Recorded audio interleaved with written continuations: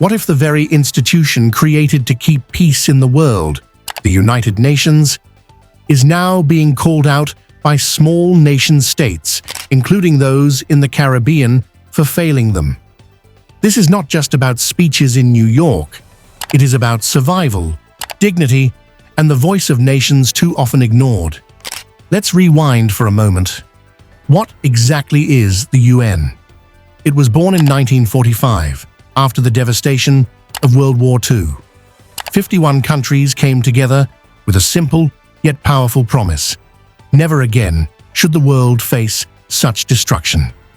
Today, 193 countries sit in its General Assembly. Every single flag outside its New York headquarters belongs to a nation with a voice. But here's the truth. The real power lies in the Security Council. Just 15 members, and 5 of them, America, Russia, China, France, and the UK, hold permanent seats with veto power. One no from any of them, and the entire world stalls. Now fast forward to the 80th UN General Assembly. Small states, including Caribbean nations, stepped up, and they did not whisper. They thundered. Barbados's Prime Minister, Mia Mottley, declared it was time to fix the Security Council itself. Because how can decisions that affect the entire planet be left to 5 nations alone? Jamaica's Holness demanded something rarely heard at the UN podium. A global war, not against a country, but against gangs.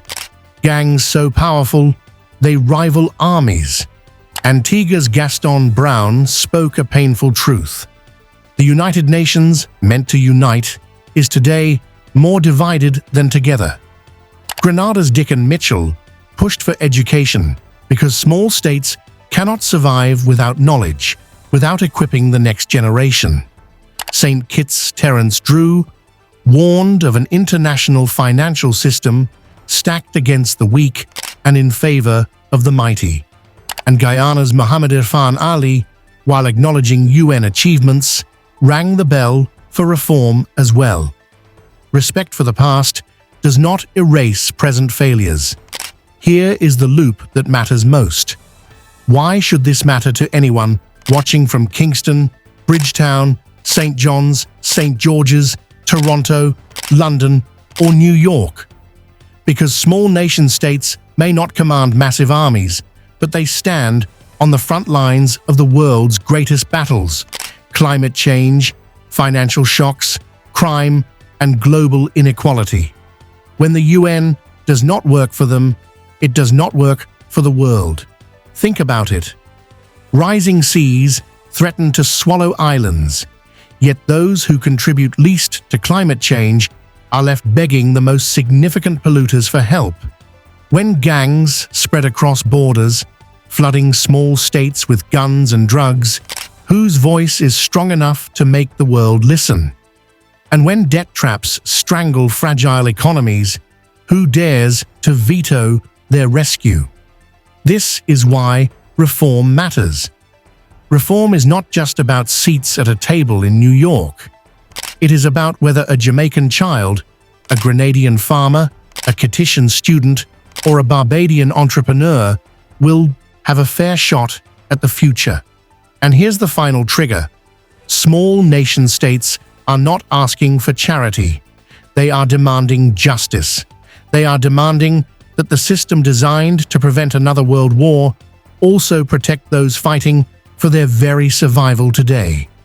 Because if the United Nations cannot unite the large and the small, the rich and the poor, then who will? Stay with us, because up next, you will hear their voices unfiltered. The leaders themselves, speaking for every small nation that refuses to stay silent. The Security Council, we know, must be reformed. It must reflect the multipolar world that we now live in, and it must give an opportunity to recognize that there have been substantial geopolitical shifts since 1962, when you had your last reform, 3 years before I was born, and I turn 60 next week. Permanent seats for Africa and a seat that revolves for small island developing states are an essential part of that reform. because we all have perspectives that must be heard. You cannot ask us really to show up for family photos and votes when you need them, and then exclude us from the family's decision-making as if you are the grown-ups and we are the children. We are not minors. We are independent, sovereign states with full capacity, and we insist on being treated as such. While my small country readily agrees that the nations of this world will be better together, as this year's theme proclaims, we must also remind this assembly that 80 years after the Charter, better together remains an aspiration, devoutly to be wished and yet to be achieved. Madam President, our world is at an inflection point. A retreat from multilateralism, from the tenets of international law, and from respect for human rights and freedoms warns us that we have reached a pivotal point. Education in times of conflict must be treated as a pillar of peace building. Just as we rush to shelter the displaced and heal the wounded, we must also safeguard classrooms and teachers. Just as we protect hospitals, so too we must protect schools. Because whether that child is in Palestine, in Haiti, in Sudan, or in Ukraine, their right to learn is as sacred as the right to life itself. A child in Grenada, a child in Canada, or a child in Qatar deserve the same opportunity to unlock knowledge, to connect with teachers and peers, and to shape their future. The UN has achieved remarkable success over these past 8 decades. Yet, as we confront global challenges, including pandemics, climate change, armed conflict, and persistent poverty, we must acknowledge that our multilateral system requires urgent reform and revitalization to meet the needs of the 21st century. The UN80 initiative is an opportunity to strengthen multilateralism with concrete action, institutional reform, and renewed political will. We must build a system that is more democratic, representative, and responsive to evolving challenges. The Haitian crisis has laid bare a wider truth. Transnational criminal networks involved in cybercrime, trafficking arms, narcotics, and people, organizing violence and destabilizing institutions, are an existential threat to states. Gangs are now global syndicates with resources that rival nation states. Jamaica has made significant progress in tackling gangs and reducing our homicide rate by more than 50% in recent years. But we know that unless these networks are totally dismantled, our gains remain fragile.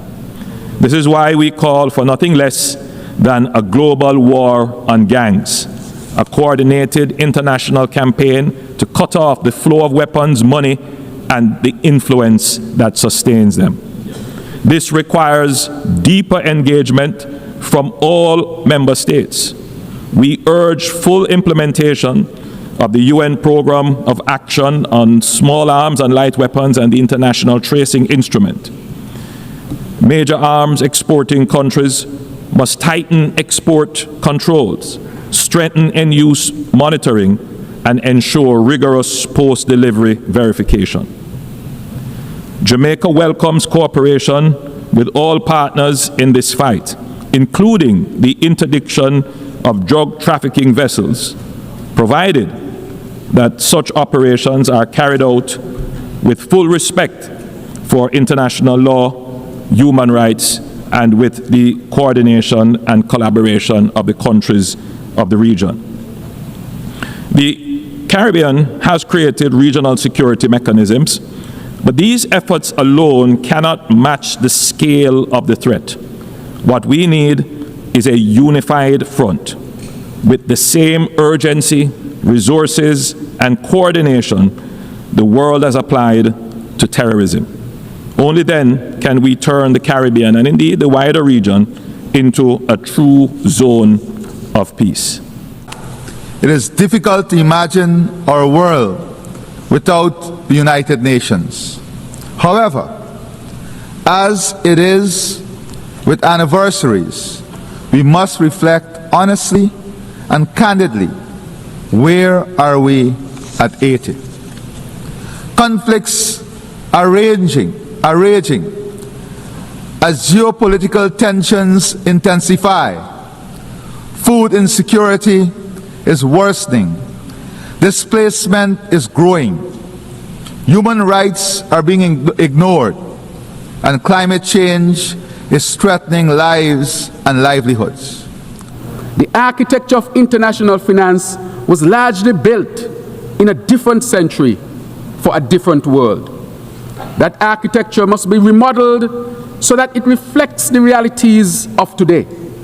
Climate risk, transnational inequality, and the asymmetric impacts that fall upon the smallest and the most exposed. St. Kitts and Nevis affirms its staunch support for the Bridgetown Initiative, where our region's clarion call for financial and climate justice. The Bridgetown Initiative offers a practical, principled platform to alter debt dynamics, to reposition credit flows toward green investments, and to operationalize liquidity instruments that protect the vulnerable. We therefore ask this Assembly and our global partners to help convert initiative into instrument and to shift rhetoric into reflowing capital for resilience. The mission of the United Nations, therefore, peace, development, and human rights, is not advanced by preserving an architecture that perpetuates fragility. Reform is justice. Reform is prudence. Reform is protection and equity.